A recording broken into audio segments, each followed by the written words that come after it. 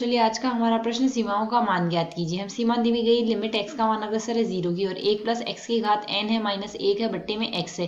तो यहाँ से इस पद को सरल करने हेतु हमारे पास यहाँ से हमारी मुख्य अवधारणा कार्य करेगी। मुख्य अवधारणा यहाँ से हम लेके चलेंगे यदि हमें पद fx बट्टे gx के रूप में दिया गया है और सीमा हमें यहाँ से दी गई है, x का मान अग्रसर है हमारे पास यहाँ से a की और यदि हमारे पास ये है पद 0 बट्टे 0 का रूप बनता है तो 0 बट्टे 0 के रूप में हमारे पास इसको सरल करने पर मान क्या आएगा, लिमिट x का मान अग्रसर रहेगा हमारे पास a की और f डैश x आ जाएगा बट्टे में आ जाएगा हमारे पास यहाँ से g डैश x। तो यदि अब इस पद को हम आगे सरल करें तो हमें यह पद दिया क्या गया है, लिमिट x का मान अग्रसर है हमारे पास यहाँ से 0 की और a प्लस x की घात हमें दिया गया है n माइनस में 1 बट्टे में आ रहा है x। तो यदि हम यहाँ से देखें यदि x का मान हम 0 प्रतिस्थापित कर दे तो 1 माइनस 1 बट्टे 0 का रूप बन रहा है, अर्थात यह जो सरल करने पर रूप बन रहा है वह 0 बट्टे 0 का रूप ही बन रहा है।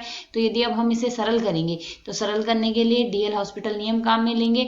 यहाँ से अंश का अंश में अवकलन करेंगे व हर का हर में अवकलन करेंगे। x का मान 0 की ओर ही अग्रसर रहने देंगे।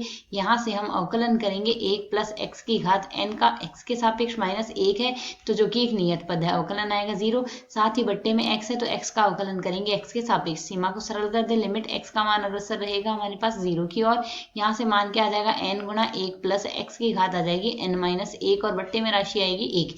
तो यदि हम सीमा आरोपित कर देंगे तो यहाँ से मान क्या आ जाएगा, n गुणा में 1 प्लस 0 की घात n माइनस 1 अर्थात 1 की घात n माइनस 1 आएगा जो कि सरल करने पर मान आ जाएगा n, अर्थात यहाँ से सीमा का मान आ जाएगा n। यही हमारे इस प्रश्न का हल है। आशा है समझ आया। धन्यवाद।